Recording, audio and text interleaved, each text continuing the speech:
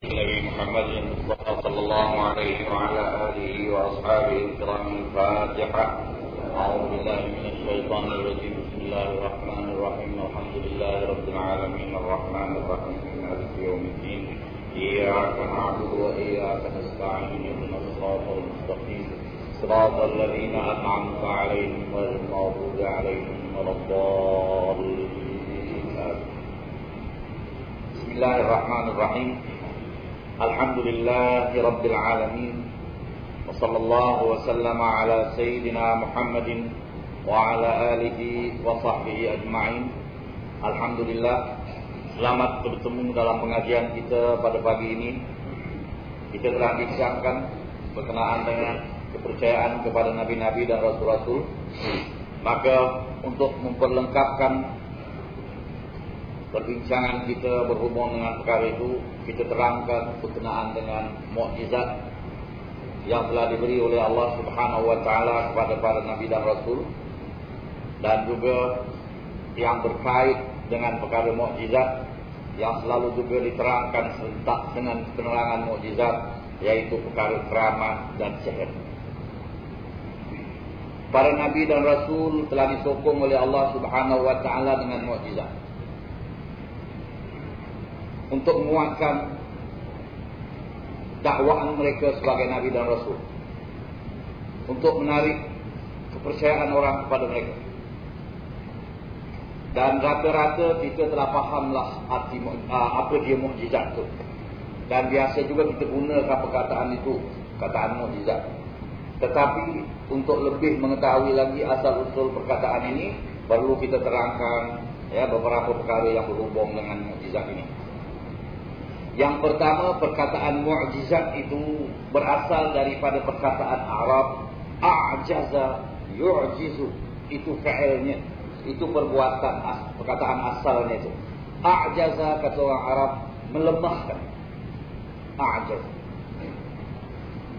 Dan perkataan a'jaza itu berasal dari ajaza.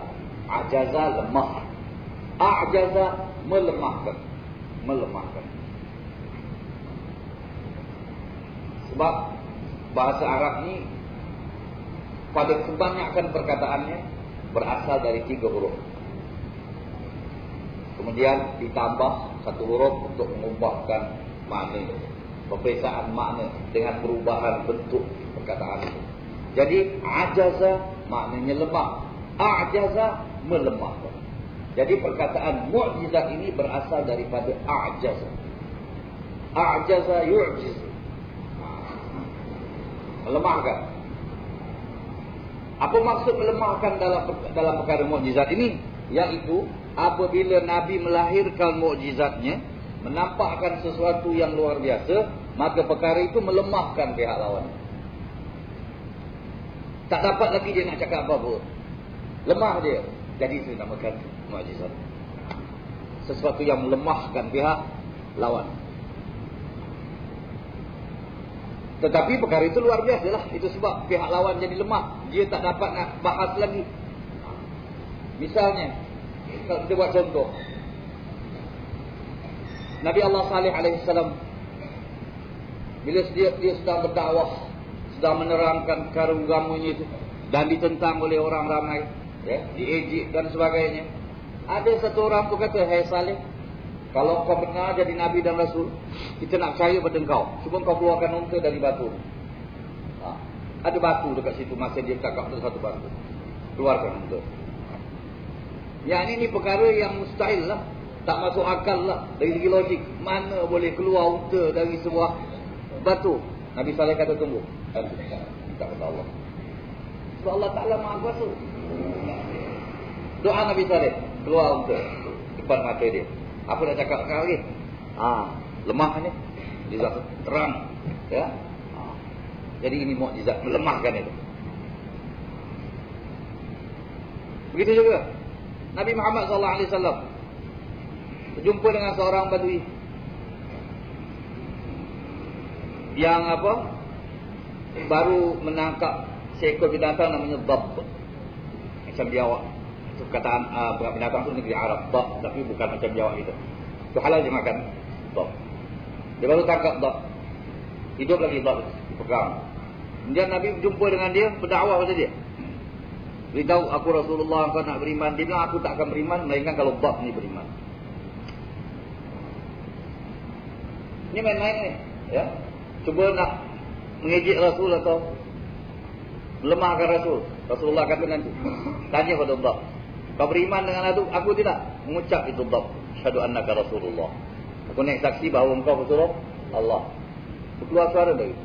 Itu yang dalam Maulana Deba itu, dibaca. Amana bihi dhab. Beriman dhab dengannya. Sallallahu alaihi wasallam. Dhab, ghazal, ini rusa. Pokok keluar dari akar-akar. Ini semua perkara luar biasa.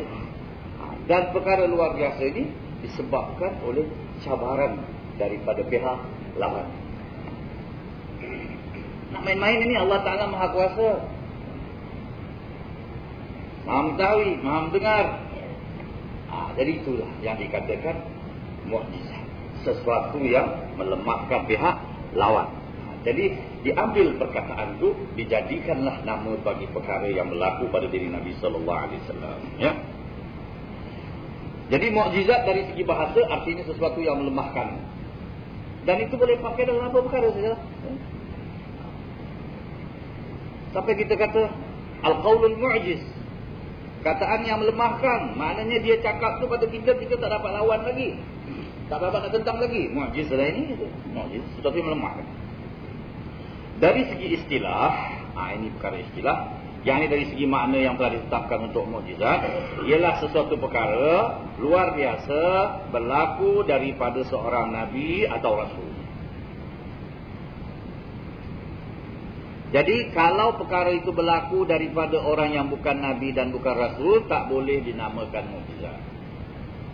Kalau orang yang melakukan perkara luar biasa itu orang saleh, orang baik, orang alim, orang memang terkenal sebagai orang yang takwa kepada Allah, kenapa kita kata itu keramat bagi dia? Keramat. Dan kalau yang melakukan perkara luar biasa itu daripada orang yang dajjal, orang yang jahat, orang apa semua, kita kata sihir sajalah.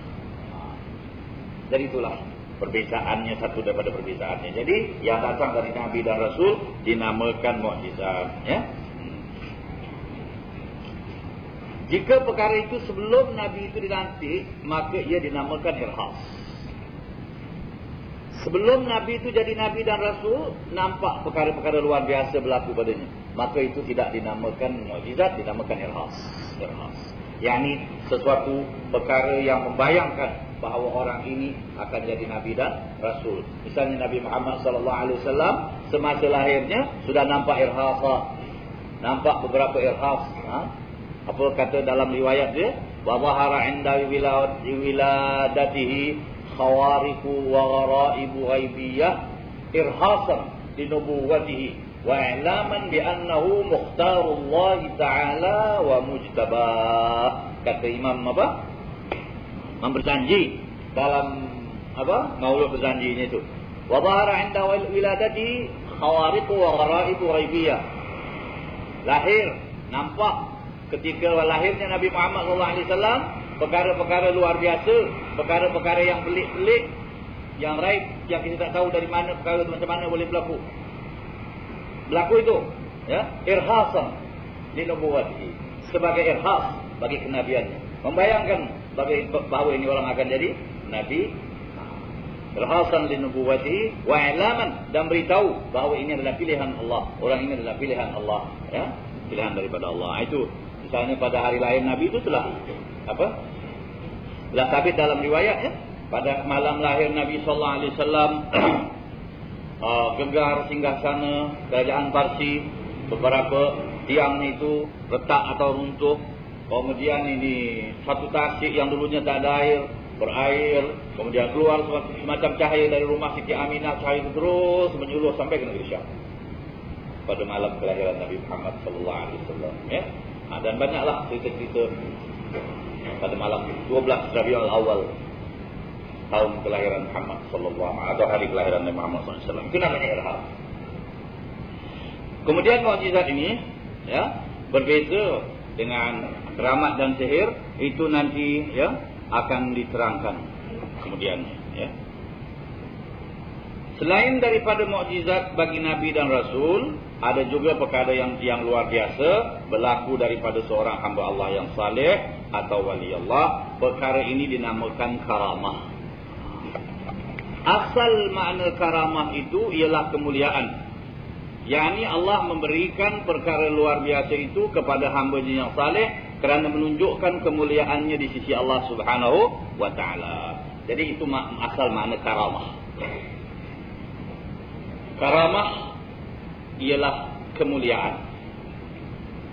Kerana Allah Ta'ala nak memuliakan orang ini, orang yang saleh ini, diberi dia perkara yang luar biasa. Dan di sini perlu kita fahamkan bahawa seperti juga Nabi dan Rasul, para wali-wali Allah yang salihin ini tidaklah semadangnya menunjukkan mukjizat. Tidak semadangnya menunjukkan mukjizat atau keramat. Kalau Nabi dan Rasul mengeluarkan mukjizatnya bila dicabar. Bila orang nak minta bukti, datang mukjizat. Jangan disangkakan bahawa Nabi ini datang, bila datang saja terus diterangkan, ini mukjizat saya begini. Kemudian saya menyeru awak kepada jalan saya. Tidak begitu caranya. Jangan misalnya macam orang nak buat sesuatu, katalah orang nak jual barang dia atau nak jual obat, buat dulu silap mata semua sekali, dah orang terpukau apa semua, baru dia kata, ini saya ada obat ini, saya ada ini. Bukan begitu cara Nabi. Nabi dulu menerangkan dengan cara yang terang, terus terang, mengajak manusia berfikir. Sebab dasar agama Allah ni dasar mengajak pada berfikir. Cuma nanti datang orang-orang yang mencabar, orang yang menentang, dihasut oleh iblis dan syaitan. Ketika itu mukjizat keluar. Keramat pun itu juga. Orang yang saleh, orang wali ini kadang-kadang tidak dikenal orang. Banyak kali tidak dikenal orang. Bukan kadang-kadang, yang kebanyakannya. Antara mereka dengan Allah Subhanahu wa taala. Mereka ahli ibadah, mereka menjalankan tugas memperhambakan diri kepada Allah. Mereka ikhlas hati, bersih hati. Dan barangkali ada orang memperkecil mereka. Ada orang nak menganiaya mereka.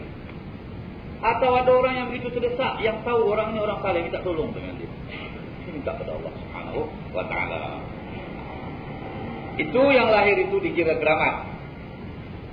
Tetapi kalau orang tu mula-mula lagi sudah menunjukkan keramatnya untuk tarik orang, dibuatnya satu perkara luar biasa, dibuatnya macam-macam, orang tu kata, wah ini keramat, ini semua orang pun kumpul. Belum tahu itu keramat.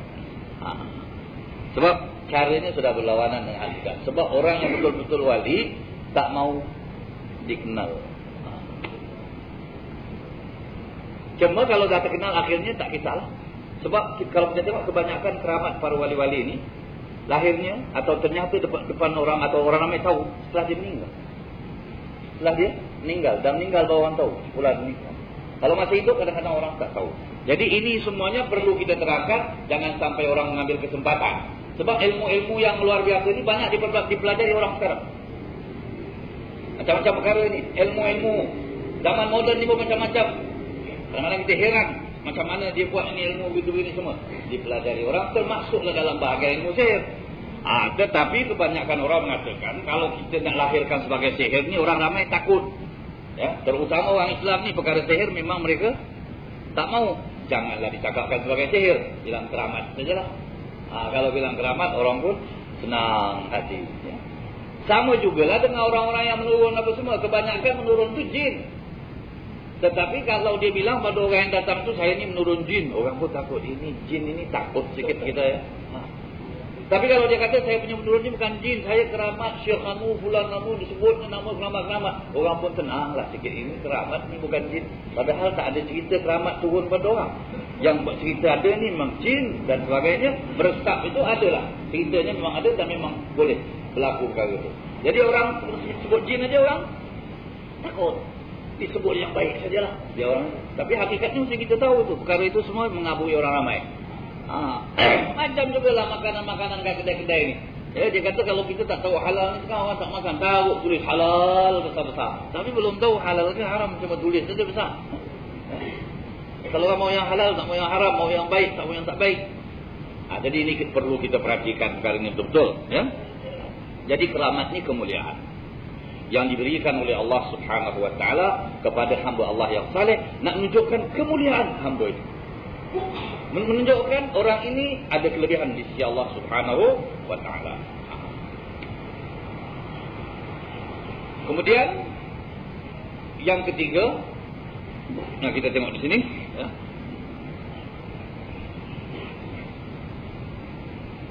Para wali Allah biasanya mendapat keramat yang berupa sesuatu yang luar biasa itu hanyalah apabila terdesak. Saat genting.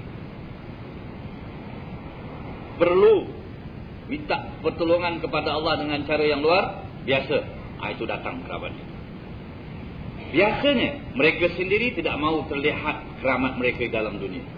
Orang awliya Allah salihin tak mau melihatkan keramat di dalam dunia. Sebab dari segi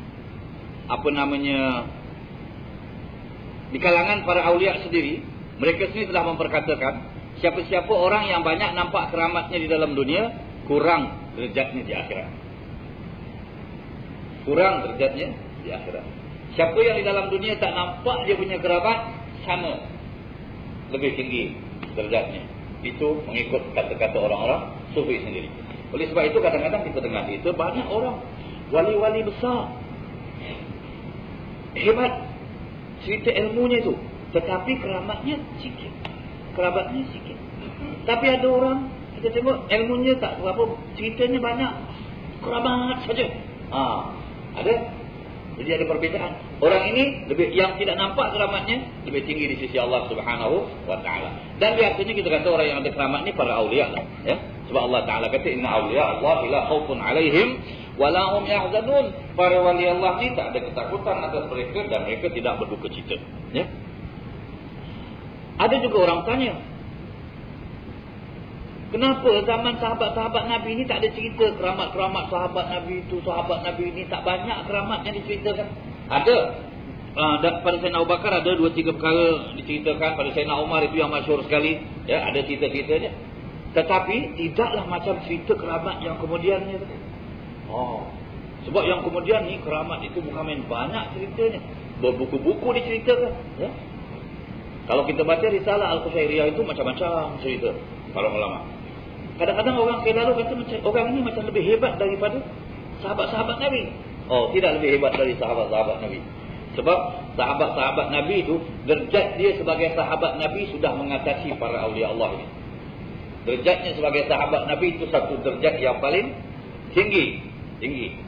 Sebab Nabi sendiri telah menjamin tu. Nabi kata sahabat aku seperti bintang di langit. Dengan siapa kamu berpandu kamu selamat, kata Nabi sallallahu alaihi wasallam.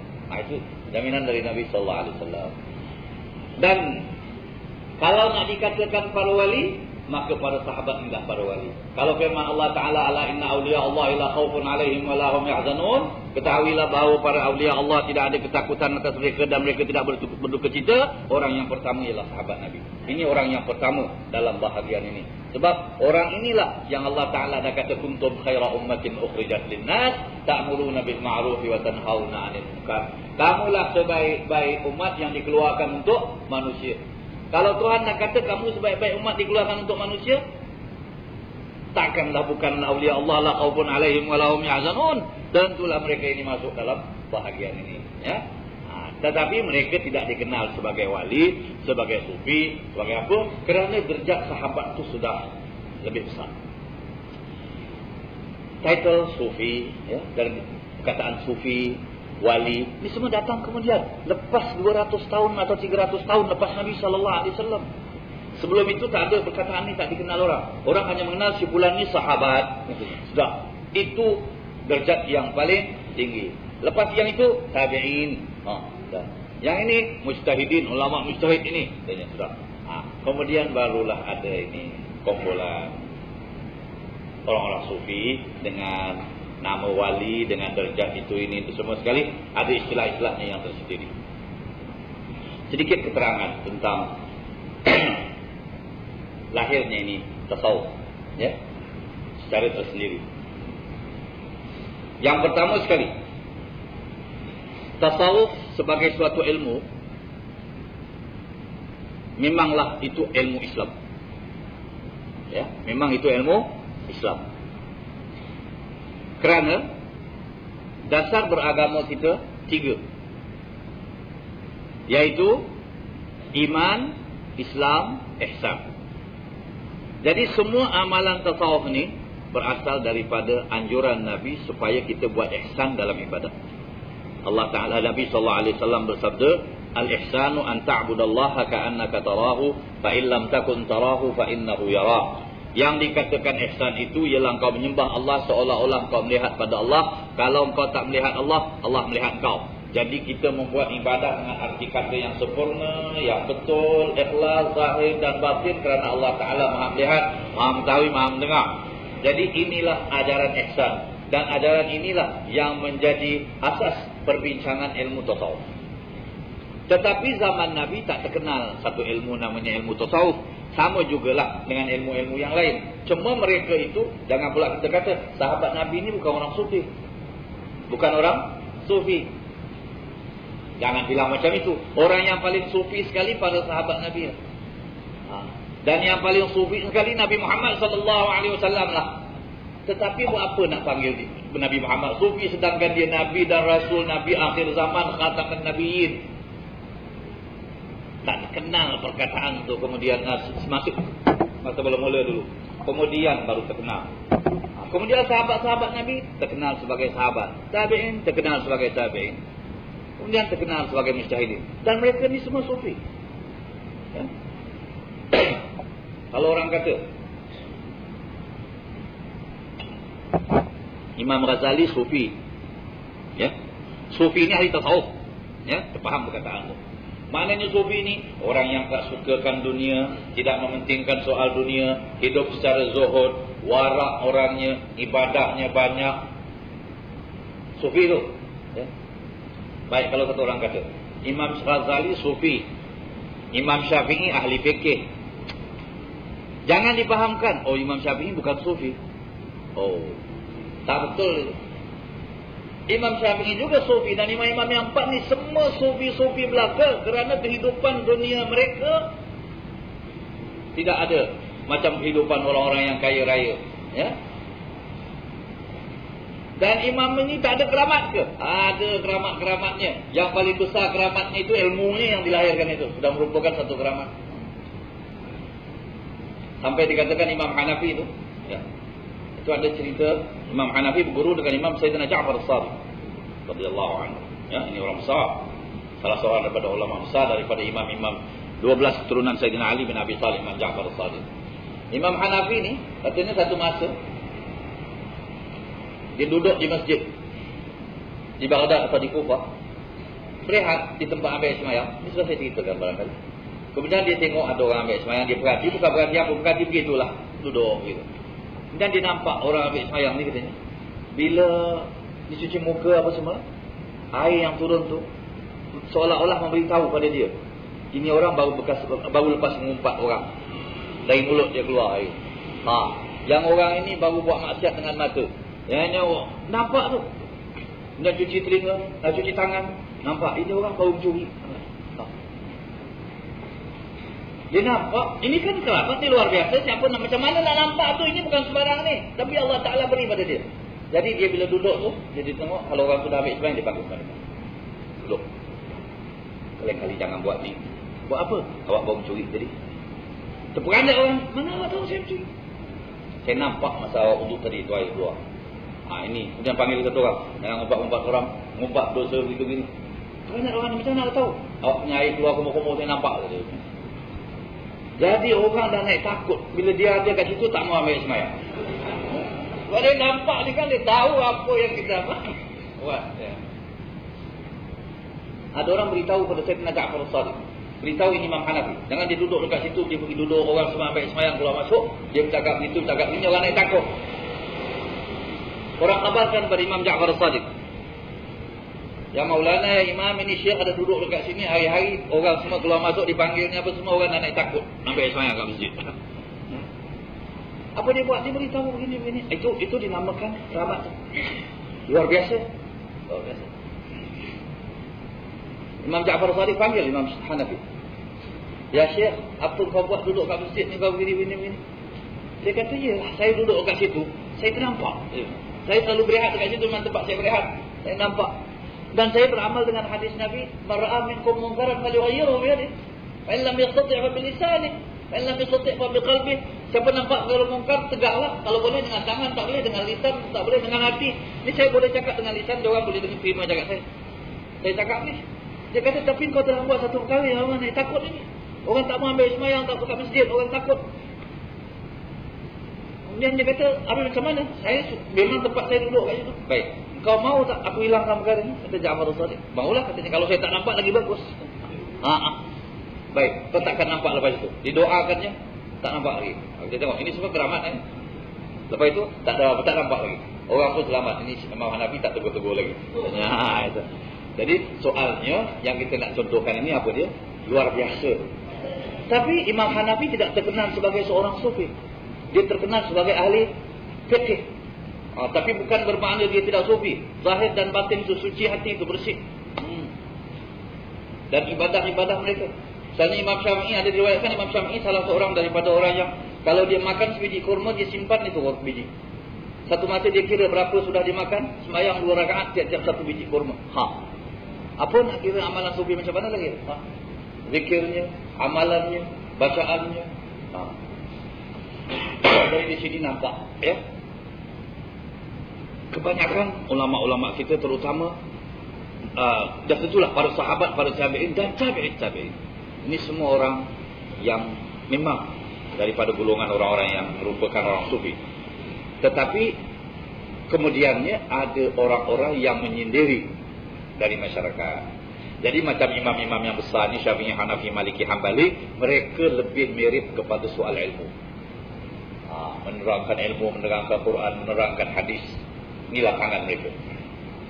Dan ada setengahnya tidak begitu luas ilmu dalam bahagian ini, tetapi mereka lebih banyak ibadah. Mereka menyendiri. Kumpulan sendiri. Buat bacaan-bacaan, wirid, zikir itu ini. Dan mereka inilah yang kemudian terkenal sebagai orang sufi. Katanya ini perkara timbul kerana pergolakan politik masyarakat di Mesir.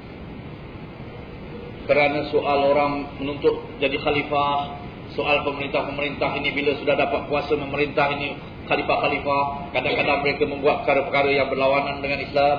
Ini khalifah yang bukan khalifah Rasyidin, khalifah yang datang kemudian ni kerajaan Bani Umayyah, kerajaan Abbasiyah.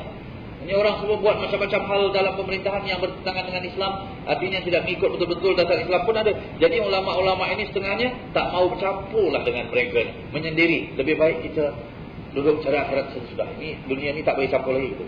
Jadi di sini timbulnya orang yang sufi, ya, yang terkenal sebagai sufi.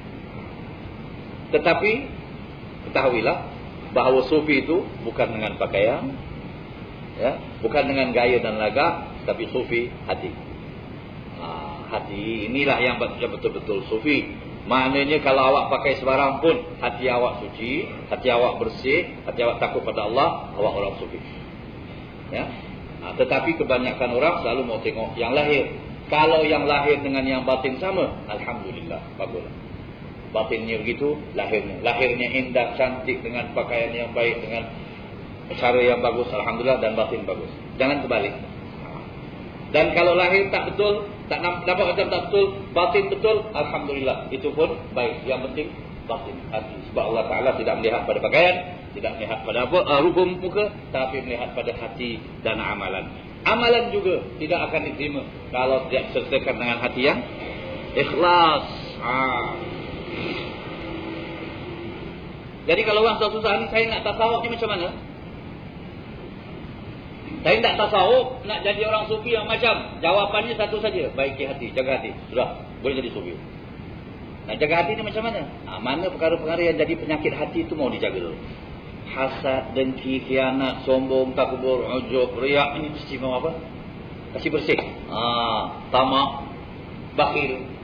Inilah sifat-sifat yang mazmumah. Dalam pelajaran tasawuf ada dinamakan sifat-sifat mazmumah, sifat-sifat yang terkeji. Ya. Kemudian isikan sifat-sifat yang baik, yang berlawanan dengan sifat yang terkeji itu. Kemudian nak beramal, beramallah. Tapi beramal tu ada anak tangganya. Anak tangga yang pertama, tobat kepada Allah. Amalan yang paling baik, tobat kepada Allah. Tiap-tiap hari tobat, tiap-tiap hari istighfar. Nabi kata saya istighfar satu hari 100 kali. Saya istighfar, satu riwayat saya istighfar satu hari 70 kali. Itu mengajar pada kita supaya kita banyak istighfar. Nabi Muhammad SAW bukan ada dosa lagi. Sebab Nabi dan Rasul maksum terpelihara dari dosa. Tapi Nabi istighfar 70 kali atau 100 kali. Nah, itu anak tangga yang pertama. Istighfar selalu. Kemudian buatlah amal. Buatlah amal. Amal ikut syariat. Jangan amal bukan-bukan. Apa yang disyariatkan? Yang fardu, yang sunat, yang apa buat. Jadi itu yang kita katakan tentang cerita sufi ini. Tadi sikit ya. Jadi orang yang sufi tidak mesti nampak keramat, ya. Jangan pula kita nak kata orang itu bila nampak keramatnya saja baru wali. Tidak. Ada orang yang wali tapi tidak nampak keramat. Ya, tidak nampak keramat. Ya. Al-Habib Abdullah bin Ali Al-Haddad, ya, radhiyallahu anhu, seorang wali yang masyhur, Habib Abdullah Al-Haddad, ya. Ini barulah. Sebelum itu dah beribu-ribu lah aulia Allah, banyak sekali.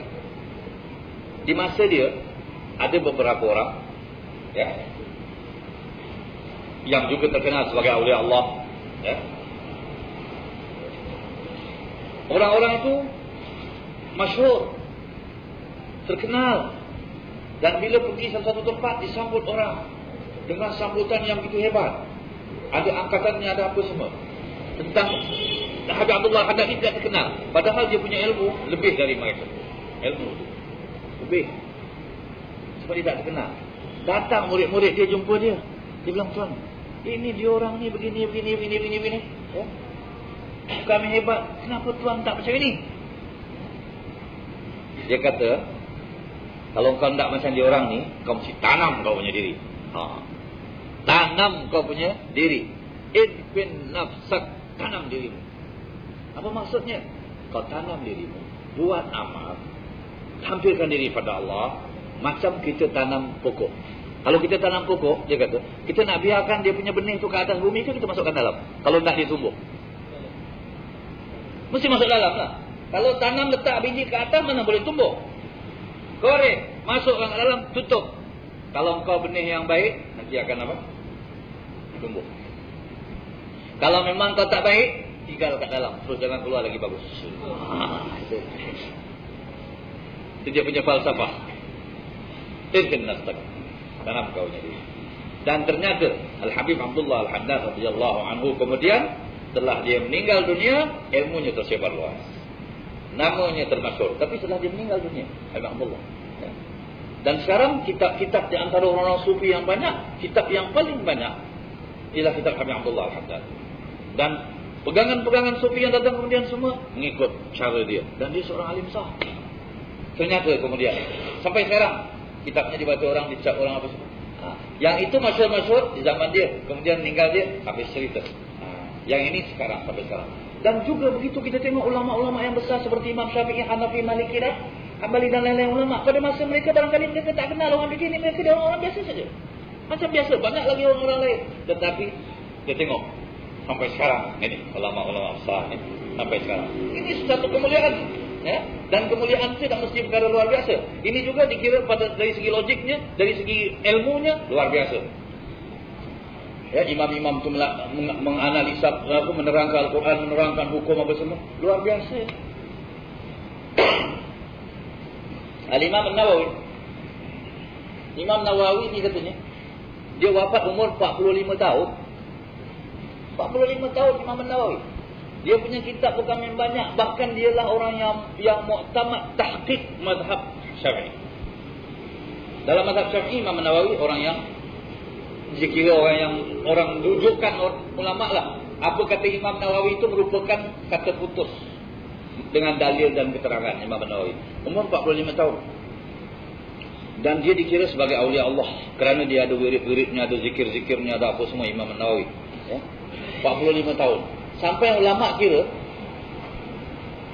kalau ditengok kitab-kitab yang dia karang, ya, kitab-kitab yang dia karang, nak dibahagikan dengan umur dia, macam tak boleh masuk.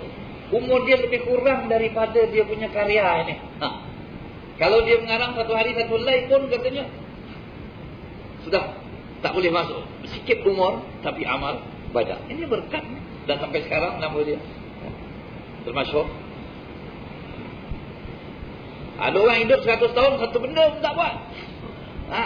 Ini 45 tahun tapi dia punya ilmu. Alhamdulillah. Kitab Al-Minhaj itu saja menjadi kitab yang paling asas dalam Islam, dalam fikih Syafi'i. Disyarahkan oleh Imam bin Hajar, disyarahkan oleh Imam Ar-Ramli, disyarahkan oleh imam-imam yang lain lagi. Al-Minhaj, Imam Al-Ghazali, Imam Nawawi, ya. Dan diterjemah pula ke bahasa Perancis itu kitab Al-Minhaj. Dari bahasa Perancis diterjemah pula ke bahasa Inggris. Ini Imam Nawawi yang dari Mesir orangnya. Ini itu berkatnya tu. Itu luar biasanya. Sekarang loya-loya apa semuanya buang sandarannya dalam fikih Islam ini, dalam hukum Islam, kitab Imam Nawawi yang paling banyak. Sebab itu ada terjemahan ke bahasa Perancis kemudian ke bahasa Inggris. Itu ilmu itu. Nampak dia punya kelebihan kerana amalan dia. Barangkali masa dia itu orang tidak begitu terkenal. Kemudian tak kenal orangnya, kemudian terkenal. Inilah berkat ilmu. Jadi yang pentingnya tuan-tuan, ini ilmu. Dan ilmu itu mesti dituntut kerana Allah. Ilmu dituntut kerana Allah. Kerana cintakan ilmu, kerana suka ilmu, kerana Allah Ta'ala suka kepada orang yang berilmu. Yarfa'illahu alladhina amanu minkum walladhina utul ilma darajat. Allah Ta'ala mengangkat orang yang beriman di antara kamu, dan orang yang berilmu diangkat lebih lagi beberapa derajat. Ada satu orang ulama tu, kalau tak silap saya, Al-Hafidh Syirazi, daripada Syiraz, rahimahullah, ya. Dia menerangkan hukum, nulis malam-malam. Kemudian tengah dia menulis tu, dia punya minyak habis lah. Minyak api sebenarnya itu habis, padam. Jadi dia ada himmah nak menulis lagi. Minyak dah habis, padam lah api, dah gelap ni macam mana. Dia ingin nak menulis, tiba-tiba katanya ruas jari ni terang. Ruas jari dia ni terang. Terus dia dapat nulis. Subhanallah, Allah Ta'ala beri. Ni keramat ni. Tak payah tu slide lagi lah. Dah ada bol kat sini. Padam itu, ini terang. Ini keramat. Jadi dia tulis terus sampai dia nak berhenti, dia berhenti lah. Bila nak tulis, letak pen sini, ini terang. Kalau malam, gelap. Jadi kita nampak kelebihan dia orang ni semua. Jadi itulah berkenaan dengan keramat. Dan yang paling penting, seorang daripada ahli sufi, kalau tak silap saya Habib Abdullah Al-Haddad atau siapa yang lain, wallahu alam, katanya al-istiqamah a'zamu karamah. Itu dia. Al-istiqamah a'zamu karamah.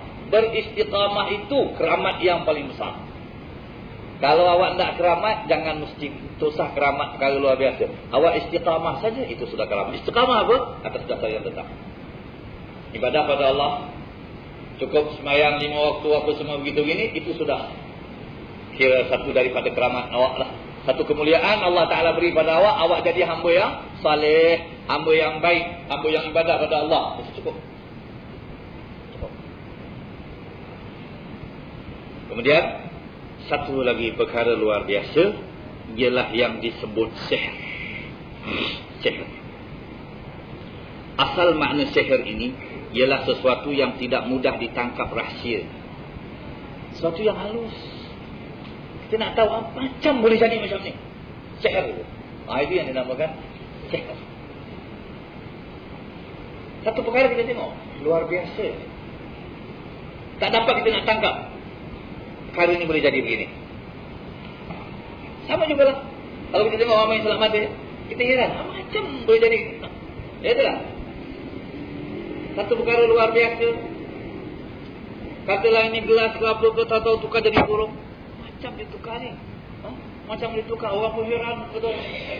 Itu sihir. Halus cara. Itu asal makna sihir dari segi bahasa. Kemudian diambil dari makna sihir itu ialah sesuatu perkara yang dari segi istilahnya ialah perkara luar biasa yang berlaku daripada seorang fasik atau kafir. Orang saleh tidak buat sihir. Kalau dia buat sihir, dia bukan saleh. Dah. Sudah terang. Kalau dia buat sihir, dia bukan saleh. Dan kalau dia saleh, dia tak akan buat sihir. Kerana sihir ini satu daripada perkara yang membinasakan amalan. Sebab Nabi SAW bersabda, ijtanibus sab'al mubiqat, jauhi olehmu 7 perkara yang membinasakan. Nabi menyuruh kita menjauhkan diri daripada 7 perkara yang membinasakan. Yang membinasakan artinya membinasakan diri kita, membinasakan amalan kita, membinasakan orang lain. Membinasakan diri kita banyak perkaranya, syirik kepada Allah membinasakan diri kita. Membunuh jiwa, membinasakan orang lain dan membinasakan diri kita di akhirat nanti pasal kita bunuh jiwa, bunuh orang tanpa sebab, tanpa alasan yang hak, bukan kerana hukum, bukan apa, sengaja bunuh. Perbuatan sihir ini membinasakan orang dan membinasakan diri awak, sebab ada azab di akhirat nanti. Makan harta anak yatim membinasakan orang dan membinasakan diri awak juga. Makan riba membinasakan orang, membinasakan diri awak sendiri. Cabut lari dari medan perang, menuduh orang-orang perempuan dengan tuduhan yang tidak baik, tuduhan zina dan sebagainya, tanpa bukti, tanpa alasan. Ya, ini semua perkara yang membinasakan. Ya. Maknanya kalau awak ada amal saleh macam mana pun, awak buat ini perkara, rosak awak punya amalan. Musnah ini. Musnah. Jadi sihir ini satu daripada perbuatan yang membinasakan amalan. Dan ulama sepakat mengatakan mempelajari sihir adalah haram. Mempelajari sihir adalah haram. Membuat perbuatan sihir besar dosanya. Dan kalau mengatakan belajar sihir itu, kalau dikatakan memperbuatkan sihir itu harus, maka kufur orang itu. Ya? Kerana Allah Ta'ala mengharamkan itu. Nah, jadi perbuatan sihir ini lahir dari orang fasik atau kafir. Kalau dia orang Islam, kira orang Islam fasik, orang Islam jahat membuat sihir ini tadi. Ya? Jadi sihir ini, ya, ada setengah orang mengatakan mana ada sihir, mana ada sihir, tak ada sihir. Oh tidak, sihir itu ada. Ya, sebab ini perkara sudah berlaku dari zaman dahulu lagi. Yang pertama sekali yang nyata dalam Quran tadi terangkan bagaimana tukang-tukang sihir Fir'aun, ya, telah mengamalkan amalan sihir ini. Dan Fir'aun itu sendiri juga salah seorang daripada orang yang tahu ilmu sihir. Oleh sebab itu dia dapat menguasai negeri itu, memperhambakan orang. Dan orang-orang besarnya kebanyakannya daripada tukang sihir. Oleh sebab itu bila Nabi Musa datang membawa mukjizat, mukjizatnya juga seakan-akan sihir. Mukjizatnya juga seakan-akan sihir. Yaitu mukjizat Nabi Musa, tongkatnya itu dia disampaikan jadi ular. Kemudian bila dipegang jadi tongkat. Bila Nabi Musa balik dari Madian, kita tahu ya Nabi Musa berada di Mesir. Kemudian ada berlaku satu hal, kerana memukul seorang Mesir itu yang bersalah itu, saya bergaduh, jatuh mati. Kemudian Nabi Musa takut sebab ada orang berkata ini Musa dah bunuh orang. Ya? Nabi Musa tinggalkan negeri. Sebab ada cerita katanya ada satu orang datang berjumpa Nabi Musa, suruh keluar.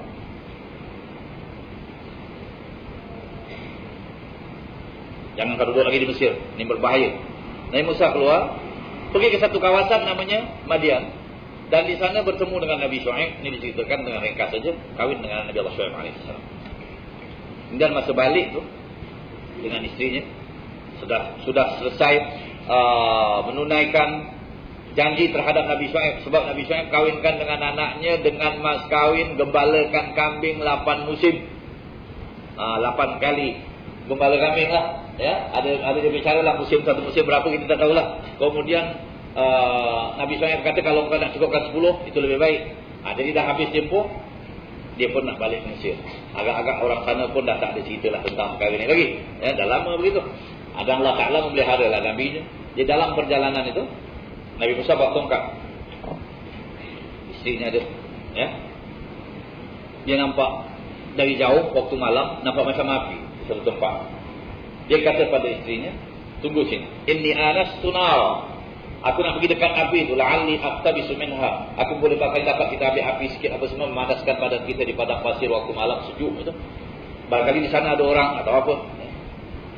Istrinya tinggal, dia pergi. Rupanya sampai di situ bukan api. Kawasan itu dipenuhi oleh cahaya. Itu yang dinamakan lembah yang suci. Wadil Muqaddasi Tuwa. Innaka bil wadil Muqaddasi Tuwa. Sampai di situ Allah Ta'ala menyuruh, kau sekarang ya Musa sudah sampai di Wadil Muqaddas, di kawasan suci yang namanya Tuwa. Iqla'na alaih. Buka kau punya kasut. Turun ini di lembah satu kawasan. Jadi di situ Nabi Musa menerima wahyu daripada Allah Subhanahu wa Ta'ala dalam perjalanan pergi ke Mesir. Kan masanya masa berjalan, wa ahushu biha ala ghanami. Saya gunakan juga untuk menghalau kambing saya. Waliya fiha ma'aribu ukhra. Dan ada lagi apa namanya? Apa tujuan-tujuan lain berkenaan dengan tongkat ini. Jadi soalannya sikit saja. Apa yang kat kanan kau tu? Tapi jawapan Nabi Musa panjang. Atawakkau 'alaiha wa ahushu biha ala ghanami wa liya fiha ma'aribu ukhra. Di sini ada satu cerita, katanya Imam Ghazali mimpi jumpa Nabi Musa. Ini cerita, jumpa Nabi Musa. Nabi Musa tanya, siapa nama engkau? Imam Ghazali kata, saya Muhammad bin Muhammad Al-Ghazali. Sebab Imam Ghazali namanya Muhammad bin Muhammad. Datuk Muhammad, anak Muhammad, dia pun Muhammad. Satu keistimewaan. Muhammad bin Muhammad Al-Ghazali. Nabi Musa kata, saya tanya nama awak saja, awak bawa nama datuk, nama bapa buat apa? Kata Imam Ghazali, nanti dulu. Awak juga bila Tuhan tanya. Imam Ghazali kau alim dia. Awak, Tuhan bila tanya awak, apa yang di kanan awak? Ya? Awak kata tongkat saya bertelekan dengannya, saya halau kambing saya ada lagi cerita-cerita lain dengan tongkat. Panjang juga awak jawab tu dengan Tuhan. Kata Nabi Musa, betul lah kata Nabimu bahawa ulama umatku seperti Nabi Bani Israel. Nabi Muhammad pernah kata, ulama umatku seperti Nabi-Nabi Bani Israel. Kerana ini tafsirannya begini. Zaman Bani Israel, ulama-ulama semua Nabi. Zaman Bani Israel, ulama semua Nabi. Maknanya mereka dapat ilmu dari Allah. Tapi lepas Nabi Muhammad tidak ada Nabi. Jadi ulama Nabi Muhammad bukan Nabi, tapi seperti Nabi Bani Israel. Ilmu diberi oleh Allah SWT, tapi bukan dengan wahyu, dengan dipelajari, dengan ilham, dengan apa semua, dengan amalan. Ya. Itu satu cerita. Ini kita masuk sikit cerita. Ini tongkat. Allah Ta'ala kata, Al-Qihah. Campak ya Musa. Lepaskan tongkat. Campak. Fa'idha hiya hayatun tas'ad. Jadi ulang. Qala khudha. Ambil. Kata Allah. Wahyu dari Allah. Nabi Musa takut nak ambil. Dia jadi ulang. Wala taqaf. Jangan takut. Sanu'iduha sirataha al-ula. Akan kami ulangi balik kejadiannya bila seperti biasa jadi tongkat. Bila dah letak dalam tanganmu. Mukjizat ini. Itulah. Jadi Nabi Musa pun dapat mukjizat. Ketika itu diberikan mukjizat. Jadi ular tu jalan, Nabi Musa pegang saja terus jadi tongkat. Idhab ila Fir'aun. Pergi jumpa Fir'aun. Itulah. Sampai Nabi Musa ke istana Fir'aun. Fir'aun pun heran. Wah, kau datang lagi? Dari mana kau datang? Ya. Sebab dulu tinggal kat istana ini anak angkat Fir'aun.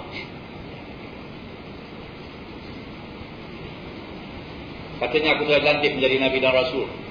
Aku datang untuk menyerumu kepada jalan yang benar. Jalan Allah. Fir'aun kata, kau kan dulu kat istana sini. Alam nurabbika fina walida. Bukankah dulu kecil-kecil kau kat sini? Walabista fina min umrika sinin. Bertahun-tahun kau duduk kat istana. Tahun-tahun kau pergi keluar, kau balik pulang jadi Nabi. Apa ini? Itulah yang Fir'aun tentang. Ya. Itu bukan tak kenal kau. Dia tahu kau siapa. Baik, apa tanda kau jadi Nabi? Nabi Musa pun apa? Campakkan tongkat jadi ulang. Fir'aun kata, ini macam punya cerita, aku punya orang banyak boleh buat. Aku ada tukang sihir. Ya. Kalau kau mau bertanding dengan mereka, mau bertanding dengan mereka, boleh, silakan. Dibuat pertandingan, ya, antara tukang sihir Fir'aun dengan Nabi Musa. Sebab Nabi Fir'aun dia tak tak nampak ini. Belum, dia tak yakin, dia tak percaya dan dia tak nampak kelebihan Nabi Musa pada masa itu. Ya? Tak nampak. Dia rasa ini mesti kalah. Ini perkara biasa semua orang boleh buat. Dikumpulkan ahli-ahli sihir. Ahli sihir kata, ya Firaun, apa dapat kita kalau kita menang? Kata mereka, kata Firaun, kamu semua jadi orang istana ni semua. Kalau menang, semua jadi dapat pangkat dalam istana. Ya? Kalau kira sekarang dapat bintang-bintang lah, dapat semua. Ya? Pangkat itu, pangkat ini menang dengan Nabi Musa. Ya orang pun sedialah dengan ilmunya itu. Ramai orang berkumpul waktu duha. Dan yaum itu pula yaumuz zina. Hari raya, hari kebesaran mereka. Dikumpulkan orang semua sekali. Nabi Musa pun datang. Nabi Musa bertanya, kamu nak buat dulu ke atau kami? Dia kata kami buat dulu. Campak. Yang campak, ular yang campak. Tongkat jadi ular, berkeliaran ular. Ketika itu Nabi Musa pun khawatir juga ni, kalau kalah. Ya. Macam Fa'awjasa fi nafsihi khifah. Dalam hatinya ada sedikit ketakutan, kata Allah ceritakan dalam Quran. Fa'awjasa fi nafsihi khifah. Qulna la takhaf innaka antal a'la. Kami katakan kepada Musa, jangan khawatir, engkau yang paling tinggi nanti. Walqi ma fi yaminik. Campakkan yang di kananmu.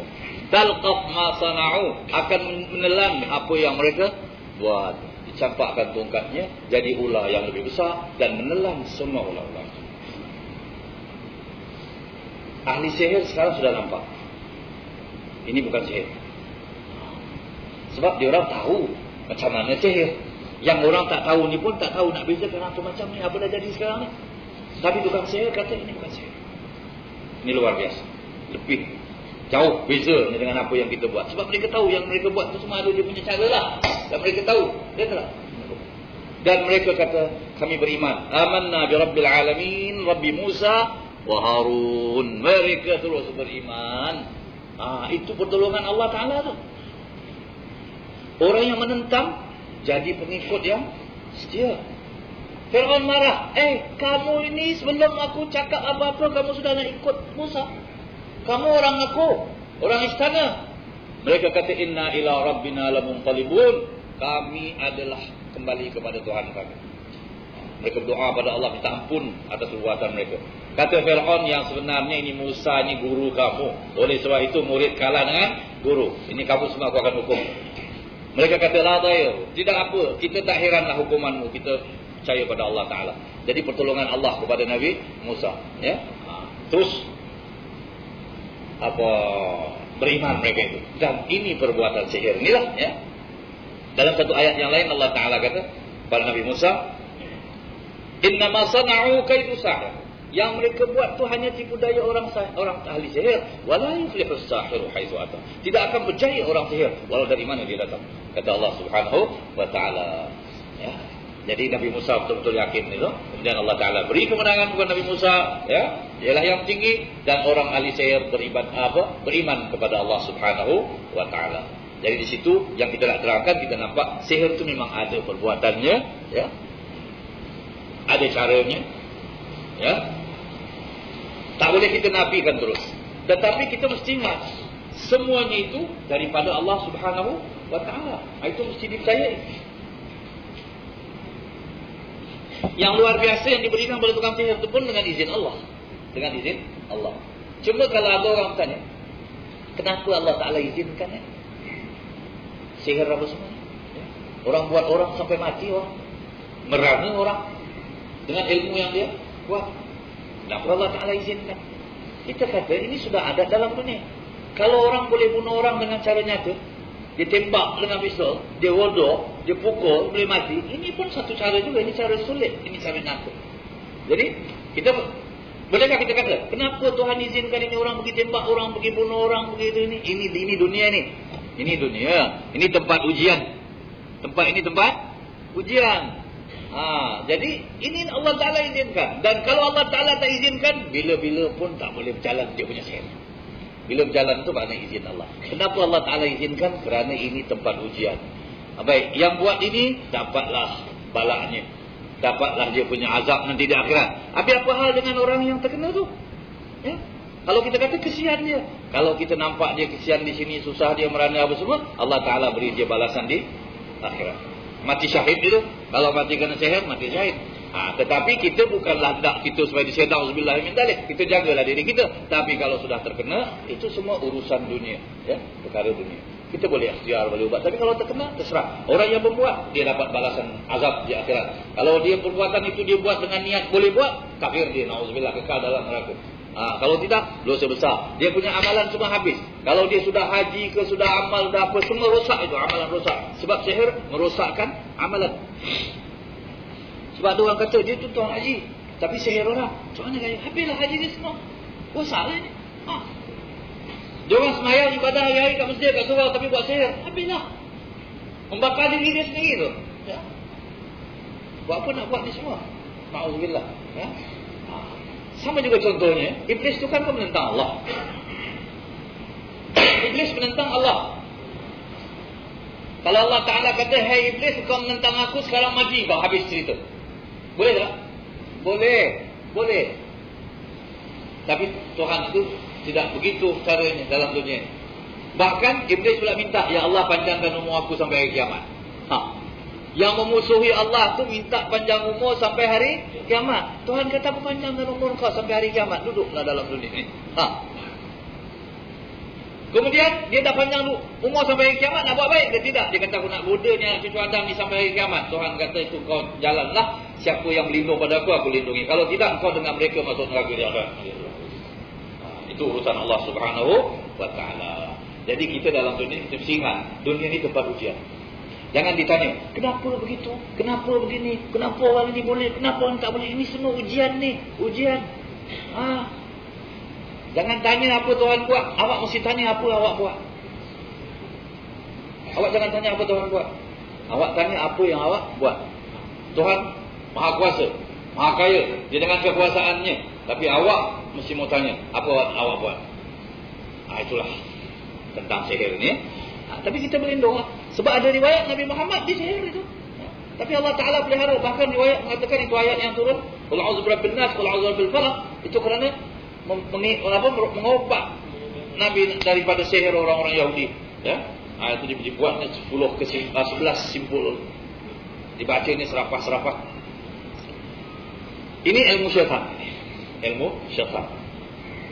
Dan syaitan ini kita tahu lah, jin ini ada ilmu-ilmu yang lebih daripada ilmu manusia. Sebab mereka itu makhluk halus. Yang mereka ada rahsia-rahsia yang mereka dapat yang manusia tak dapat. Inilah perkaranya ini. Sebab dalam perkara jin ini katanya di zaman Nabi Sulaiman, orang-orang Yahudi pula kata, "Oh, ini Nabi Sulaiman dapat apa? Kekuasaan ni kerana dia buat ilmu sihir." Sebab Nabi Sulaiman kita tahu ya, kita dah ceritakan cerita Nabi Sulaiman dengan kebesaran, dengan kehebatan, jadi raja yang besar. Jin dan manusia semua bawa takluk dia. Hayawan-hayawan bawa takluk, dapat cakap dengan hayawan apa semua, dia faham apa cakap hayawan. Wah, ini luar biasa. Orang-orang Yahudi menuduh bahawa Nabi Sulaiman ni dapat kekuasaan dengan sebab sihir. Pasal dia menakluki jin ni semua. Jin ni beri apa-apa berita. Yang sebenarnya ilmu Nabi Sulaiman jauh daripada, lebih besar daripada ilmu jin ini semua. Kerana dia Nabi dan Rasul. Dan kemudian dia ada pula orang kanan, kiri kanannya itu yang disuruhnya bertugas. Yang satu orang yang diberi ilmu dari kitab. Yang satu lagi jin yang beri.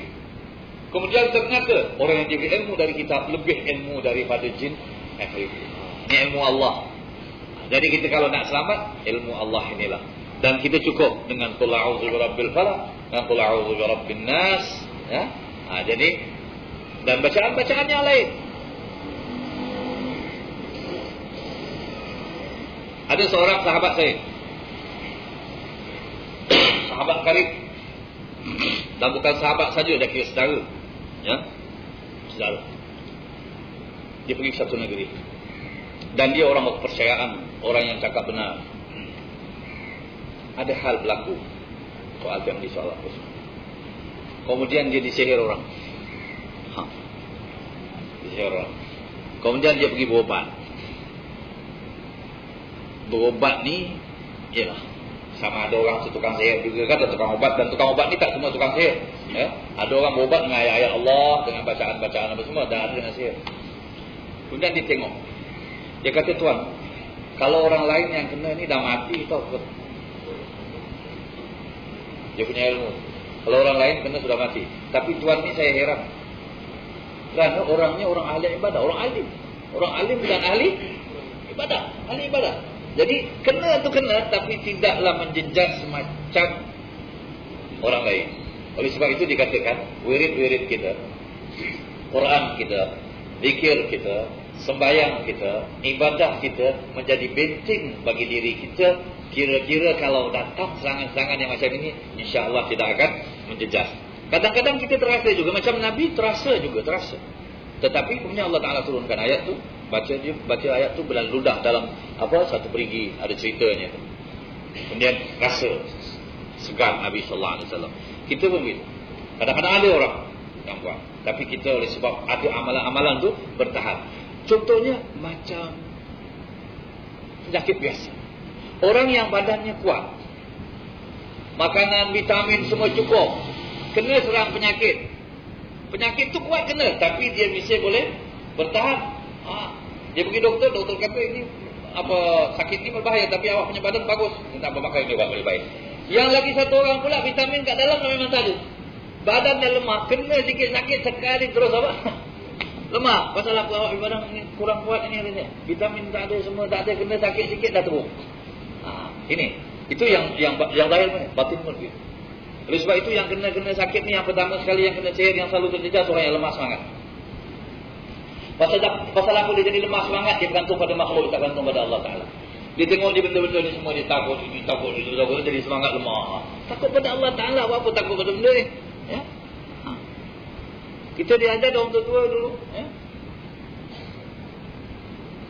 Ada satu orang tua, anaknya nak pergi satu tempat, nak pergi kedai ke apa, dia kata kat situ ada orang mati. Dia takut. Bapak dia bilang, kau nak takut pada orang mati buat apa? Kau takut pada orang hidup. Orang hidup boleh buat kau apa-apa. Orang mati tak ada bergabung. Kau jalan dia tak ada apa-apa. Sebab apa takut orang mati? Tapi orang biasa takut dengan orang mati. Ada orang mati dia takut. Yang orang hidup dia tak takut. Padahal orang mati tak boleh buat apa-apa. Orang hidup lah yang kita nak takut. Dia nak pukul kita, kena rompak kita. Orang mati dia kaku. Tapi ini semangat soal lemah. Yang mati ni lebih dia apa? Dia takut. Jadi kita diajar dulu. Jangan takut orang mati. Takut orang hidup. Jadi semangat lemah, sihir boleh menjejas. Yang kedua, amalan tak ada. Amalan tak ada ni menyebabkan semangat kita lemah.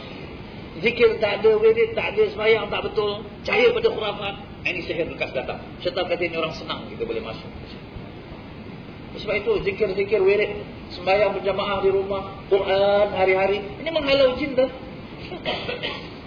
Sebab Nabi kata mana-mana rumah yang dibacakan suratul Baqarah tidak akan didatangi oleh syaitan. Dan bukan pula tak kena. Ada orang kata si fulan tu ibadah kena. Kena dia tak macam kenanya orang. Sebab doktor tak sakit kan? Doktor tak sakit kan? Doktor pun sakit kan? Ini biasalah.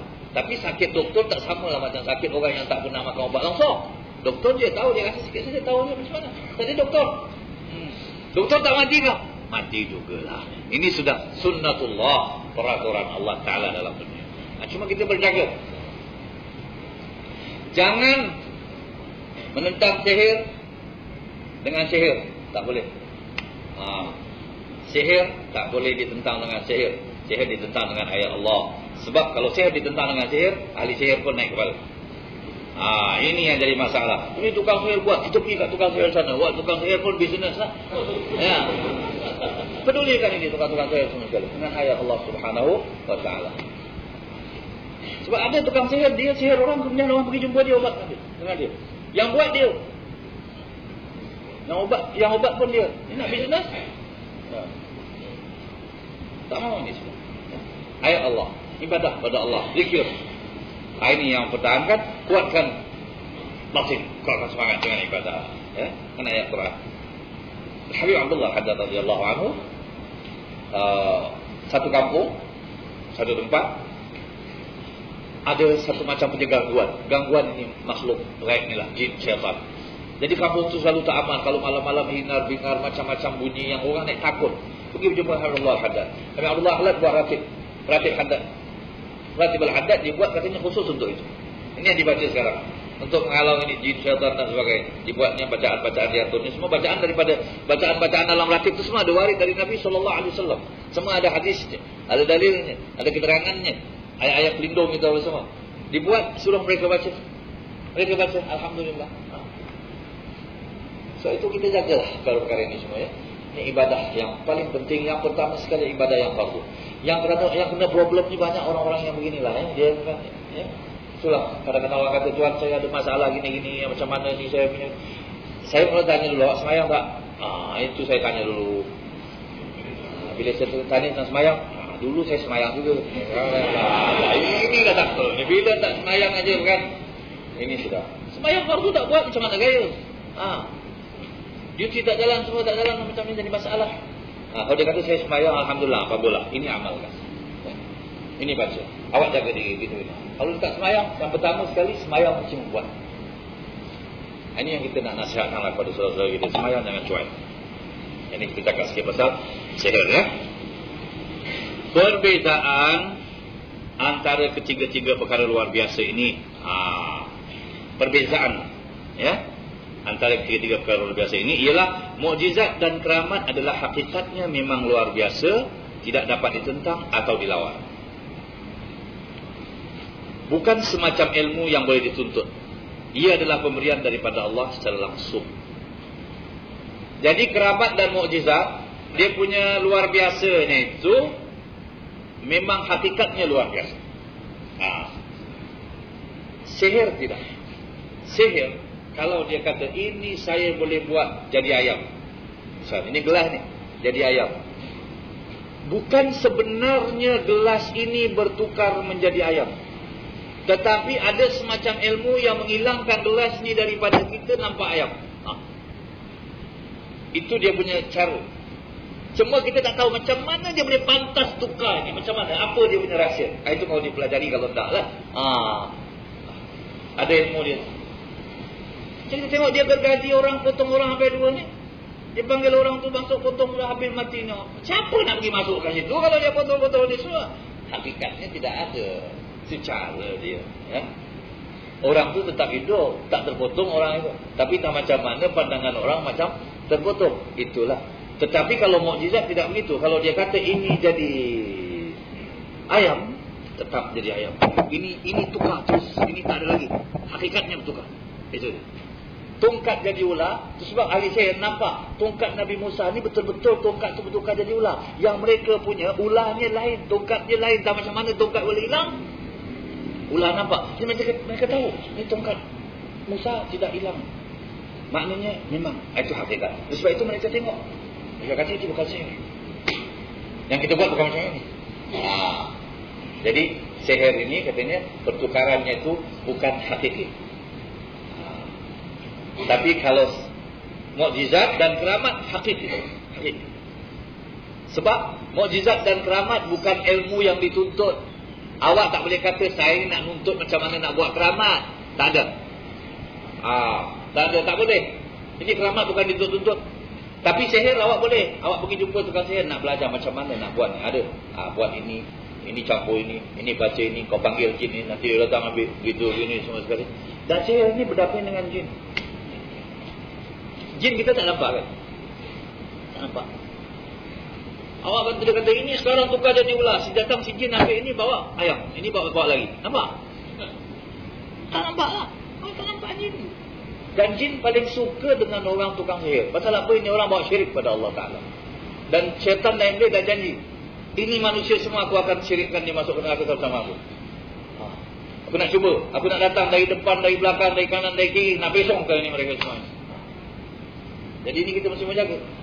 Tukang sihir saja lah yang tahu hal ini. Kita tak tahu lah. Kita tahu teori saja, praktikal kita tak ada. Ini kitab menyebutkan begitu. Jadi tidak ada hakikat sihir ini ya.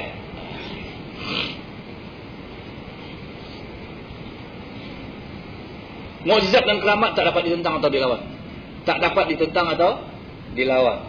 Tetapi sihir boleh ditentang dan boleh dilawan ya.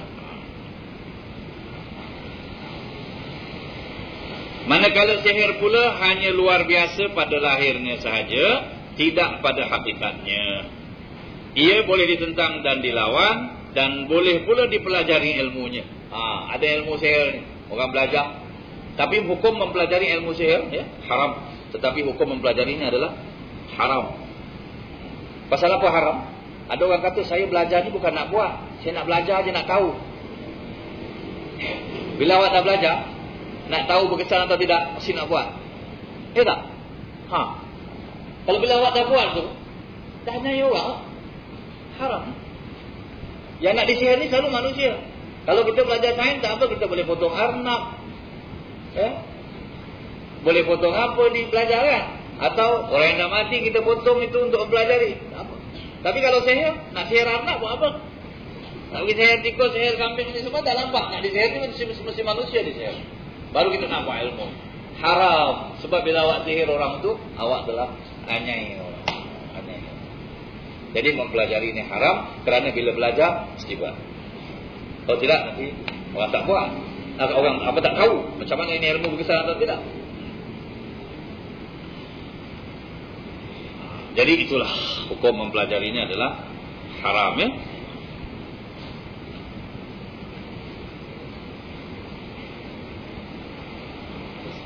Kemudian pada keseluruhannya perkara yang luar biasa terbagi pada 7 macam ya. Yang pertama mukjizat bagi Nabi dan Rasul setelah dilantik dan diberi wahyu. Yang kedua irhas bagi Nabi dan Rasul sebelum dilantik menjadi Nabi dan Rasul. Irhas, bunyinya irhas ya.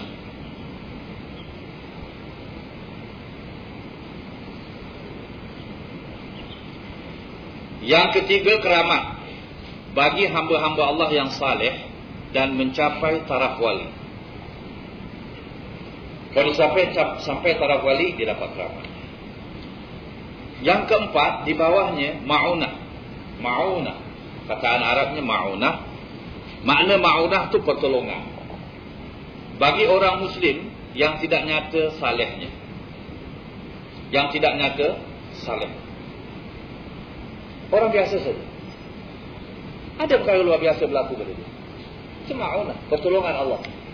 Misalnya dia tidak terkenal sebagai orang wali atau apa, tapi tak macam mana, satu perkara luar biasa. Katalah dalam satu keadaan orang semua kena bahaya, dia diselamat. Tak kena. Orang kata kau ni wali, keramat apa ini? Semua orang kena, kau tak kena. Bukan mesti dia wali, tetapi ini pertolongan Allah Subhanahu wa taala kepadanya itu. Ada sebab-sebab yang tertentu. Dah dibawa sedikitlah daripada derajat wali ini, ya. Kerana tidak ternyata salehnya ya. Dan wali ini pula ya, wali ini ada 2 macam ya, sebagaimana yang kita tahu. Ada wali yang berilmu, yang alim jadi wali. Ini seperti wali-wali yang falsalah ya. Kalau di zaman lampau seperti Sayyidina Syekh Abdul Qadir Jailani, Sayyidina Syekh Abu Yazid Al-Bustami, Jalaluddin Ar-Rumi dan lain-lain, ini semua orang-orang yang berilmu.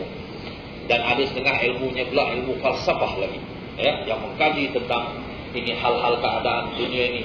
Macam Jalaluddin Ar-Rumi, dia orang Rom ya, ini orang yang ada falsafah-falsafahnya itu sendiri. Dan kadang-kadang pula mereka ini melahirkan pendapat-pendapat yang berlawanan ya. Tetapi dari segi hukum zahir kita kata berlawanan, tapi batinnya antara mereka dengan Allah. Seperti cerita Abu Mansur Al-Hallas ya, salah seorang daripada wali yang akhirnya dia mengatakan saya Al-Haq. Al-Haq itu Allah Subhanahu wa taala, tapi dia kata saya. Tapi tafsirannya itu panjang cerita, tapi dia dihukum bunuh kerana percakapan dia cakap murtad. Dia nak dihukum bunuh. Dia kalau dia kata saya Al-Haq, saya Tuhan, ni habislah cerita kan. Tapi mesti kata kau tobat sekarang. Dia bilang saya tak tobat, saya cakap ni betul. Baik, tak mau tobat, mau hukum. Mana boleh cakap macam ini? Dia cakap tu dalam hal keadaan yang berbeza lah keadaan dia ya.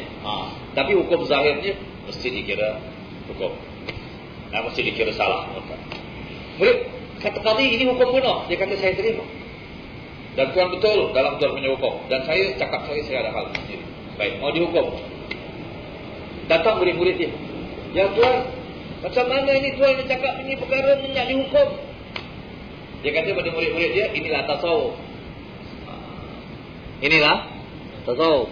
Kalau kau belum sampai derajat ni, jangan cakap-cakap sembarang. Kau takut kena bunuh. Saya tak kira lagi ni. Kalau sampai ada saya, mesti mati punya. Ya? Dibunuh dia. Itu cerita masyhur dalam cerita Sufi Abu Mansur Hallaj. Masyhur. Dan orang-orang barat tahu cerita ni dengan panjang lebar. Sebab mereka mengemukakan cerita ni. Tapi tujuan mereka tu ada setengahnya untuk menyesatkan orang lagi, supaya orang cakap macam ni banyak-banyak. Ya? Padahal orang Islam tahu ini hal-hal yang tersendiri ini berlaku kerana sebab-sebab yang tersendiri, sebab-sebab yang khusus. Ini Abu Mansur Hallaj dengan seorang orang. Ya? Dibunuh dia itu. Katanya dia punya darah mengalir la ilaha illallah, kalimat tauhid. Qadhi yang menghukum ni naik derajat dia. Apa? Sebab ini maknanya dia orang tu baik. Dia ambil dakwah yang dia hukum tu, dia campak. Maknanya dia rasa macam menyesal. Dibuang, dia tak mau jadi qadhi lagi lah kalau macam ini. Tak mau jadi hakim lagi. Campaknya dakwah itu juga mengalir la ilaha. Tafsirannya dua-dua atas yang benar. Ini benar batin, yang ini benar zahir.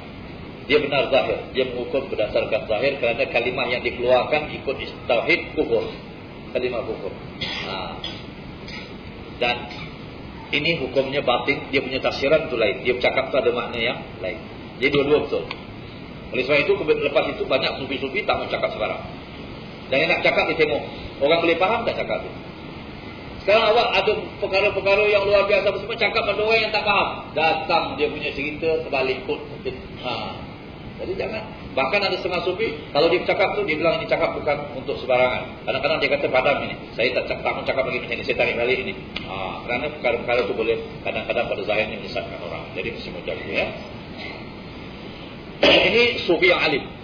Dan ada sufi yang tidak terkenal sebagai ahli ilmu, tetapi bukan tak ada ilmu langsung. Orang jahil tak boleh jadi wali. Ingat, orang jahil tak boleh jadi wali. Kalau jadi wali kota bolehlah. Jadi governor, jadi apa. Ini wali Allah, orang jahil tidak boleh. Dan kalau orang tu sudah jadi wali, dipilih oleh Allah, diajar oleh Allah Subhanahu wa ta'ala. Diberi ilmu dari Allah. Adalah nanti sumbernya, dia dapat ilmu dari Allah. Macam juga Nabi, dia dilantik oleh Allah Ta'ala, dibiarkan dia tak tentu orang gitu. Tidak, diajarkan ilmu, diberikan wahyu. Si wali ni pun nanti ada ilmu yang diberikan, yakni dengan adalah caranya dia belajar. Tetapi kadang-kadang dia tak terkenal sebagai ulama besar. Ilmu dia tu untuk diri dia sendiri. Ini, dan ada pula wali-wali itu macam orang tak betul, seorang gila. Itu dinamakan majzub itu. Majzub itu maknanya yang ditarik, diarah dari atas. Itu majzub, ditarik. Dia sekarang tidak lagi berjalan dengan diri dia sendiri. Allah Ta'ala menguasai dia. Maknanya dia punya kehendak itu semua di bawah kekuasaan Allah Subhanahu wa Ta'ala. Jadi dia macam orang, kalau orang Melayu kata pana, dia ni pana ya. Ada orang tahu perkataan pana, orang tua-tua barangkali tahu. Budak-budak muda ni kita tahu pana ya. Satu hara keadaan. Yang sebenarnya pana itu daripada perkataan Arab. Fana. Dia musnah. Musnah itu maknanya dia sudah di bawah Allah Ta'ala terus. Dia arah saja begitu. Oleh sebab itu dia pana. Ini orang majzub. Macam orang gila. Tetapi hakikat dia tidak gila. Dia punya pandangan sudah jauh. Pandangan dia sudah jauh. Dia depan awak tapi dia punya fikiran lain. Dalam dunia ada banyak orang macam ni kan. Tapi bukan pandang pada Allah Ta'ala, dia pandang perkara lain. Dia depan awak pun dia macam tak, macam bukan dia ya. Ini tak betul. Ini orang memang tak betul punya. Ini pandang macam ini tak sah ya. Ini pandang. Ini dipanggil wali majzub. Salah satu daripada orang yang terkenal di Singapura, Al-Habib Nuh bin Muhammad Habsyi. Habib Nuh tu katanya ceritanya macam-macam lah. Tapi dia tak kenal orang alim. Dia duduk mana-mana, jalan sini, jalan sana, merayap sini, merayap sana ya. Tapi dia wali. Banyak perkara luar biasa berlaku pada diri dia. Dia majzub. Majzub. Zauq maknanya rasa. Itu satu kataan lain. Iaitu dalam tasawuf ada zauq. Maknanya bila dah sampai derajat tu, bila dia ibadah, dia merasa semacam perasaan yang orang lain tak dapat. Itu dinamakan zauq. Ini majzub, perkataan majzub yang dia dicari, dikontrol. Dan kadang-kadang dia macam tak betul. Ya? Tapi mesti mau cek betul-betul. Ada memang tak betul-betul. Itu jaga. Jangan pula kita nampak orang tak betul, kita kata wali-wali, dia memang tak betul. Mau tengok betul-betul lah. Mau cek, ini banyak perkara. Tak cakap. Ya? Dan ada orang buat-buat tu perkara, jaga. Ya? Jadi ma'unah diberi pertolongan bagi orang ini. Ya? Yang tidak nyata salih. Yang kelima, istidraj. Asal makna istidraj ni pengeliruan. Pengeliruan. Allah Ta'ala beri dia untuk mengelirukan dia. Dia rasa dia tu jadi wali, padahal dia tu orang jahat. Dia orang tak betul, orang tak baik, tapi ada pula luar biasa pada dia. Itu istidraj. Istidraj ni bagi orang fasik sesuai dengan keinginannya. Ini satu contoh istidraj yang paling besar, ya. Fir'aun itu diistidraj oleh Allah Ta'ala. Kerana dia tu katanya sepanjang umur hidupnya tak pernah sakit. Satu. Kemudian buang air 40 hari sekali. Mana ada orang 40 hari sekali buang air tak sakit lah tu. Makan, sehat walafiat, ya. Istidraj. Kemudian diberi oleh Allah Ta'ala kuasa memerintah. Semua orang taat pada dia. Takut orang pada dia. Diberi ilmu macam-macam sehat-sehat ni semuanya. Dia tengok dia sukses saja. Ini istidraj. Akhirnya Allah Ta'ala tidak tenggelam Allah. Banyak luar biasa diberi pada dia. Padahal dia fasik, dia kafir, dia menentang. Ini orang yang diistidraj oleh Allah Ta'ala. Qarun diistidraj dengan harta dia. Dapat harta begitu banyak, jadi orang kaya raya. Mula-mula orang saleh, kemudian jadi orang jahat pula. Makin kaya, makin jahat, makin menentang. Akhirnya dia menentang Nabi Musa yang memberi dia jalan mendoakan dia jadi kaya tu. Dia menentang. Ini istidraj. Akhirnya ditelan di bumi. Habis cerita istidraj. Namrud diistidraj oleh Allah Subhanahu Wa Taala. Ya. Akhirnya cerita Namrud ni kata dia mati dengan nyamuk ke apa begitu, ada cerita. Masuk kepala. Fir'aun ini juga satu daripada istidraj yang Allah Ta'ala beri. Bila Nabi Musa menerangkan tentang Tuhan, dia tanya, Tuhanmu di mana? Jadi Nabi Musa kata, kita berdoa minta kepada Allah Ta'ala di atas. Dia kata, aku nak tengok Tuhan. Waktu itu dia suruh Haman ni orang besar dia, ya. Suruh bikin satu bangunan pencakar langit, bikin paling tinggi. Aku nak naik, nak tengok ni Tuhan Musa nak macam ni. Dia buatlah sarhan. Di dalam Quran disebut, Ibn li sarhan la'alli attali'a ila ilahi Musa wa inni la'adhunnuhu kadhiba. Buatkan aku satu pencakar langit. Aku nak tengok ini Tuhan Musa. Aku fikir ni dosa ini Musa ni. Dia naik dari gua batu, dia naik dia bawa panah. Sampai atas dia pun apa? Panah. Nak bunuh Tuhan ini, naudzubillah dari Allah Ta'ala perintahkan malaikat ambil dia punya panah, cocokkan pada ikan di laut. Jadi malaikat ni ambil panah, cocok pada ikan, berdarah, bawa balik. Dia tak nampak malaikat. Jadi panah dia mula-mula pergi, kemudian balik berdarah. Tak heran ke? Malaikat dia tak nampak ni. Panah jalan sampai di depan dia berdarah. Bukan main suka dia, istidraj. Dia turun bawah. Dia kata, hai Musa, kau jangan cakap lagi. Kau Tuhan nak mati. Aku dah bunuh. Ini tandanya sudah habis cerita. Allah. Ini istidraj. Ya. Nampak luar biasa. Tetapi nak mengelirukan dia. Ini firman Allah Ta'ala. Sanastadrijuhum min haythu la ya'lamun wa umli lahum inna kaidi matin. Kami istidraj mereka, kata Allah. Waqabi. Ini istidraj ini macam-macam. Ya. Orang yang tak ibadah tapi terus sihat walafiat, terus senang hidup dalam dunia, panjang umur, sihat, badan bagus. Sampai orang yang ibadah ni tengok dia ni bagus lah. Dia yang ibadah siang malam ni sakit. Ya. Rezeki pun tak murah, misalnya begitu. Ya. Jangan, itu istidraj tu. Istidraj. Istidraj. Bahkan orang yang kena sakit, kenapa ni rahmat daripada Allah SWT. Kadang-kadang kita takut juga ini, jangan istidraj. Sayyidina Umar tu takut. Salah seorang daripada sahabat Nabi yang takut Sayyidina Umar. Dia takut dia diistidraj. Sampai dia berdoa pada Allah, ya Allah janganlah aku diistidraj dulu. Allahumma la taj'alni mustadraja. Ya Allah jangan. Pasal apa? Di antara sahabat-sahabat Nabi, kalau dibandingkan dengan Sayyidina Abu Bakar, dia dalam pemerintahannya berbaju jaya. Banyak negeri-negeri takluk Sayyidina Umar, ya. Dan apa saja dia buat berjaya. Tapi dia orang yang takut pada Allah. Takut. Jangan aku diistidraj. Doa kepada Allah, ya Allah jangan jadikan ini istidraj. Biarlah ini pemberian yang betul-betul kerana keridhaanmu. Jangan aku diistidraj. Itu dia. Sama diistidraj. Maknanya bukan pula kita tak nak berjaya. Berjayalah. Tapi bila kita ingat, kita tak diistidraj. Bila kita ingat, Alhamdulillah, ini nikmat Allah Ta'ala ni mesti disyukuri. Itu tidak istidraj lah insyaAllah. Yang tak diistidraj ni, yang tak ingat. Atau dia kata, awak tengok dia orang ni semua, apa yang ada? Sembayang pun kata, tak cabut orang gitu, gini. Ini istidraj ni. Ya. Katalah, dia minum arak. Orang lain minum arak sikit sakit. Dia kata, aku dah tahu-tahu tak ada benda. Ini semua ni balon macam mana dia orang ni semua? Ada orang begitu. Ingat, istidraj tu Tuhan nak tengok engkau. Yang sebenarnya tu Allah Taala rahmatkan dia. Kau tengok ini ada masalah ada apa? Berhenti dia. Alhamdulillah. Yang ini istidraj. Jaga minta jangan kita diistidraj. Tapi ingat kalau tak ada istidraj, ingat pada Allah.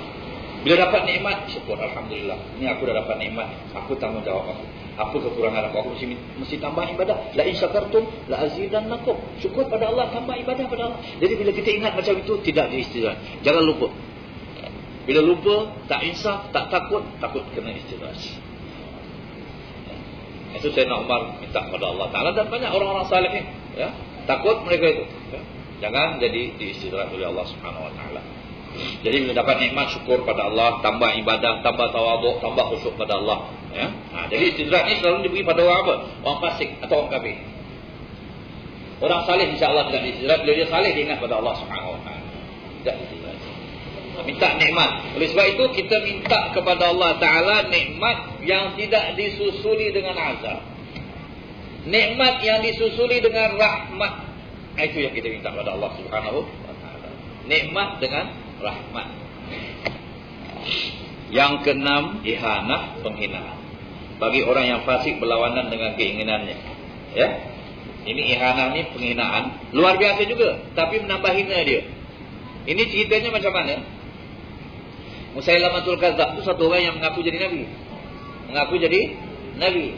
Kemudian orang-orang dia kata, hei engkau ini ada mukjizat tak? Nabi Muhammad ada mukjizat. Dia kata, apa mukjizat Nabi Muhammad?